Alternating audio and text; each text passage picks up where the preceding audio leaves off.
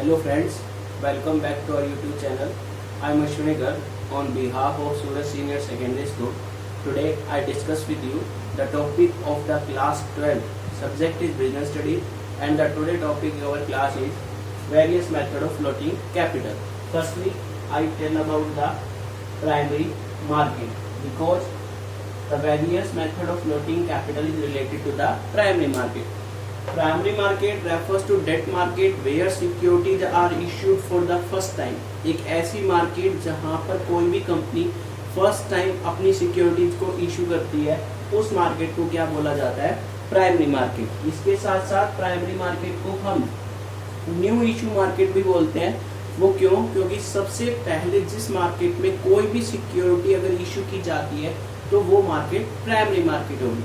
तो primary market में जो सिक्योरिटी इशू की जाती है, उन सिक्योरिटीज को इशू करने के अलग अलग मेथड है। वो कौन कौन से मेथड है? Methods of floating capital.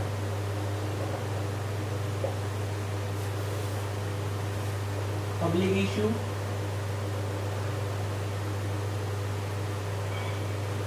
Offer for cell,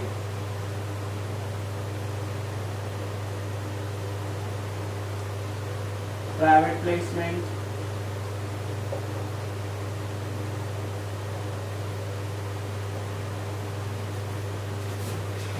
right issue,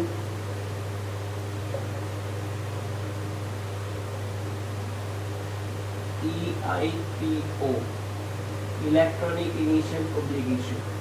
These are the 5 methods which are related to the methods of the floating capital: public issue, offer for sale, private placement, right issue, electronic initial public offer. Now I discuss with you one by one with you in explain form. The first one is public issue. Whenever a company wants to issue the security in the market for the first time, then it is the easiest method for the company to public issue. With the help of this method, the company invite the application from the investors with the help of issue prospectus to the general public. Offer public issue के अंदर क्या होता है? कोई भी company अगर market में security issue करना चाहती है तो सिक्योरिटी इशू करने के लिए उस कंपनी को आपके इन्वेस्टर से एप्लीकेशन इनवाइट करनी होगी। एप्लीकेशन इनवाइट करने के लिए उसे क्या करना होता है? प्रोस्पेक्टस इशू करना है। प्रोस्पेक्टस इशू करने से जनरल पब्लिक को ये पता लग जाता है कि मार्केट में उस कंपनी ने सिक्योरिटीज को इशू किया है। जैसे ही जनरल पब्लिक को मार्केट में सिक्योरिटीज को इशू किया जाता है with the help of prospectus, उससे एप्लीकेशन इनवाइट की जाएगी और उन सिक्योरिटीज को फिर हम क्या करेंगे? जनरल पब्लिक को अलॉट कर देंगे। एक ऐसा मेथड है जिसके अंदर जनरल पब्लिक को सिक्योरिटीज को परचेज करने के लिए with the help of prospectus हम इनवाइट करते हैं। उस मेथड को क्या बोला जाता है? Public issue. ये आपका फर्स्ट मेथड है जिसके थ्रू हम प्राइमरी मार्केट में अपनी सिक्योरिटीज को इशू करके जनरल पब्लिक को इनवाइट करते हैं। सेकेंड वन है ऑफर फॉर सेल।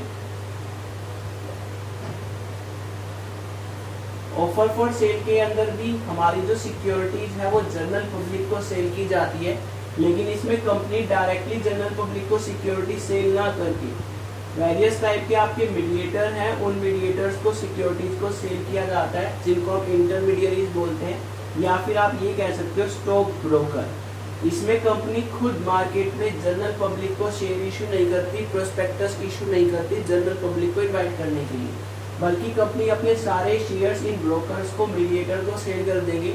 ये ब्रोकर मीडिएटर फिर कंपनी के बिहाफ पर जनरल पब्लिक को आपकी कंपनी के शेयर्स क्या करेंगे? सेल करेंगे। इस मेथड में भी जनरल पब्लिक को ही शेयर सेल किए जाते हैं, ऑफर फॉर सेल में भी जनरल पब्लिक को शेयर सेल किए जाते हैं।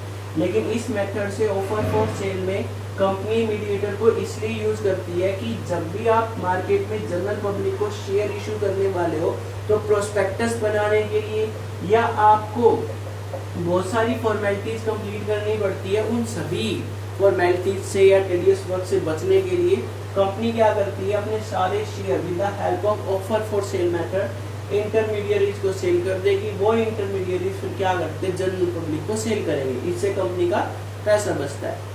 बट दोनों ही केस में जनरल पब्लिक को ही शेयर सेल किए जाते हैं। पब्लिक इशू में with the help of prospectus invite the general public and sell the share to the general public. Offer for sale में हम प्रोस्पेक्टस इशू नहीं करते, कंपनी क्या करती है, अपने सारे शेयर्स को इंटरमीडियरीज को या स्टॉक ब्रोकर्स को सेल कर देगी। स्टॉक ब्रोकर्स को मीडिएटर को सेल करने के बाद वो ब्रोकर्स मीडिएटर कंपनी के बिहाफ पर जनरल पब्लिक को शेयर सेल करते हैं।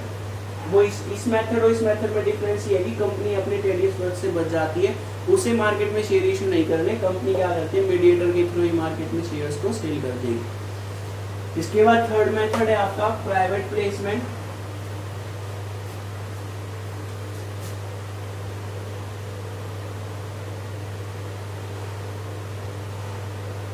प्राइवेट प्लेसमेंट के अंदर क्या होता है, आपके जो भी शेयर्स हैं वो जनरल पब्लिक को इशू नहीं किए जाते। एक ऐसा मेथड आपका various method of floating capital में एक ऐसा मेथड जिसमें जनरल पब्लिक को शेयर कभी सेल नहीं किए जाते, उस मेथड को क्या बोला जाता है, प्राइवेट प्लेसमेंट। इसमें कंपनी क्या करती है, आपके मीडिएटर्स को, ये कह सकते हो इंटरमीडियरीज को, अपने शेयर्स जो है वो सेल कर देगी। उसके बाद ये मीडिएटर्स इंटरमीडिएटर्स क्या करते हैं, अपने सिलेक्टेड क्लाइंट को शेयर सेल करेंगे। इसमें जनरल पब्लिक को कभी भी शेयर सेल नहीं किए जाते। तो आपकी जो प्राइवेट प्लेसमेंट है, refer to that method in which the public sell their shares to the intermediaries and that intermediaries sell their share to the selected client, not to the general public। इस method में general public को shares issue नहीं किए जाते, selected client को ही share issue किए जाते हैं। तो आपके तीन मेथड है, public issue, offer for sale, private placement. इसमें जनरल पब्लिक को शेयर इशू किए जाएंगे, इसमें भी जनरल पब्लिक को शेयर इशू किए जाते हैं। फिर डिफरेंस क्या है, पब्लिक इशू में कंपनी क्या करती है, प्रोस्पेक्टस इशू करके जनरल पब्लिक को इनवाइट करती है, लेकिन ऑफर फॉर सेल में कंपनी डायरेक्टली जनरल पब्लिक से कांटेक्ट नहीं करती, वो मीडिएटर के थ्रू, स्टॉक ब्रोकर के थ्रू अपने शेयर जो है वो जनरल पब्लिक को सेल करेगी। प्राइवेट प्लेसमेंट में जनरल पब्लिक को कभी भी शेयर सेल नहीं किए जाते, दोनों में मीडिएटर को शेयर सेल किए जाते हैं। ऑफर फॉर सेल में मीडिएटर को शेयर सेल किए जाते हैं, लेकिन वो बाद में किसको सेल कर देंगे, जनरल पब्लिक को। लेकिन प्राइवेट प्लेसमेंट में जनरल पब्लिक को शेयर कभी सेल नहीं होते, वो आपके जो इंटरमीडियरीज हैं जिनको कंपनी ने शेयर सेल किए वो आगे किसी सिलेक्टेड क्लाइंट को बेचेंगे। तो इन तीनों में थोड़ा थोड़ा माइनर सा डिफरेंस है, तो इन डिफरेंस को याद रखना, आपकी जो वैल्यू बेस्ड क्वेश्चन की स्टडी में एमसीक्यू में आपकी हेल्प करेंगे। तो public issue, offer for sale, private placement के बाद फोर्थ मेथड है आपका राइट इशू।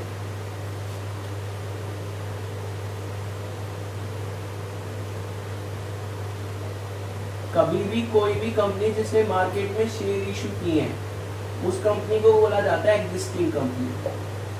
कंपनी ने मार्केट में जब भी शेयर इशू किए हैं उनको एग्जिस्टिंग शेयर्स बोलते हैं। Whenever a company issues securities shares in the market, then that shares is known as the existing shares or existing company. Whenever the existing company wants to issue new share, then it is the method of the floating capital. अब company एक existing company है जिसने market में share issue कर रखे हैं, लेकिन अब वो मार्केट में नए शेयर इशू करना चाहती है। जब भी कोई एग्जिस्टिंग कंपनी मार्केट में नए शेयर इशू करना चाहेगी तो वो प्राइमरी मार्केट में ही इशू होंगे, क्योंकि कोई भी सिक्योरिटी फर्स्ट टाइम मार्केट में इशू की जाती है तो उस मार्केट को प्राइमरी मार्केट बोलते हैं। अब ये एग्जिस्टिंग कंपनी अपने जो भी शेयर होल्डर्स हैं जिसको उसने मार्केट में अपने शेयर्स को सेल कर रखा है, एग्जिस्टिंग शेयर होल्डर, उनको ऑफर करती है कि कंपनी जो है मार्केट में नई सिक्योरिटी इशू करने जा रही है, उन सिक्योरिटीज को आप जो है परचेज कर सकते हो। जब कंपनी अपने एग्जिस्टिंग शेयर होल्डर्स को अपनी न्यू सिक्योरिटीज को परचेज करने के लिए इनवाइट करती है तो उन शेयर्स को, उस राइट को क्या बोला जाता है, राइट इशू। अब इस केस में जो आपके एग्जिस्टिंग शेयर होल्डर्स है वो इन राइट इशू के तौर पर शेयर्स खरीदना चाहे खरीद भी सकते हैं और ना खरीदना चाहे तो ना भी खरीदें। इसके साथ साथ आपकी जो एग्जिस्टिंग शेयर होल्डर्स है ये पार्शली शेयर्स परचेज करना चाहे तो पार्शली शेयर परचेज कर सकते हैं, या किसी और पर्सन के बिहाफ पर ये खुद शेयर परचेज करना चाहे तो ये शेयर परचेज कर सकते हैं। तो राइट इशू, जब भी कोई कंपनी अपनी न्यू सिक्योरिटीज को इशू करती है first time existing share holders को, एग्जिस्टिंग शेयर होल्डर जो कंपनी पहले ही शेयर इशू कर चुकी, उसके जो शेयर होल्डर थे, अब वो कंपनी दोबारा मार्केट में नई सिक्योरिटी इशू करना चाहती है, तो अपने एग्जिस्टिंग शेयर होल्डर को जो सिक्योरिटी इशू करेगी उसको क्या बोला जाता है, right issue. Now the last method is EIPO।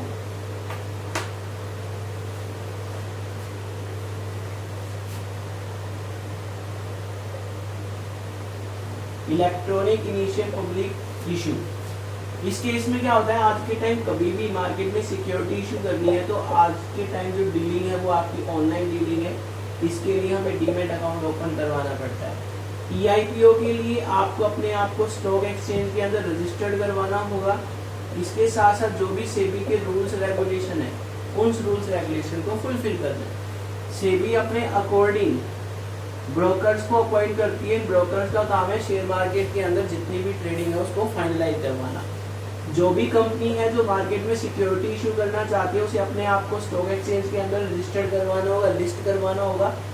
इसका मतलब कंपनी के आपकी जो स्टॉक मार्केट है, स्टॉक एक्सचेंजर्स के अंदर रजिस्ट्रार होते हैं। तो जब भी आपकी मार्केट में कोई भी सिक्योरिटी इशू की जाती है तो सेबी के थ्रू, रजिस्टर्ड ब्रोकर्स के थ्रू, और उसी कंपनी की सिक्योरिटी स्टॉक एक्सचेंज या आपकी शेयर मार्केट में इशू की जाती है, जिनको हमने लिस्ट करवा रखा है, listing of the security in the stock exchange. तो आपकी वो EIPO है। इस केस में हमें ऑनलाइन डीलिंग करनी पड़ती है with the help of the demat account. हमारे अकाउंट से मनी जो है वो डीमेट अकाउंट में ट्रांसफर होगी। अगर हमें परचेज करना है तो वो पैसा हमारे डीमेट अकाउंट से कट जाएगा, डिडक्ट हो जाएगा, और हम जैसे ही अपनी सिक्योरिटीज को सेल करते हैं तो हमारी जो मनी है सिक्योरिटीज को सेल करने के बाद वो डीमेट अकाउंट में डिपॉजिट हो जाएगी। तो ये सारे मेथड्स हैं आपके, various method of floating capital, public issue, offer for sale, private placement, right issue, electronic initial public offer. I hope it's clear to you. Thanks, have a nice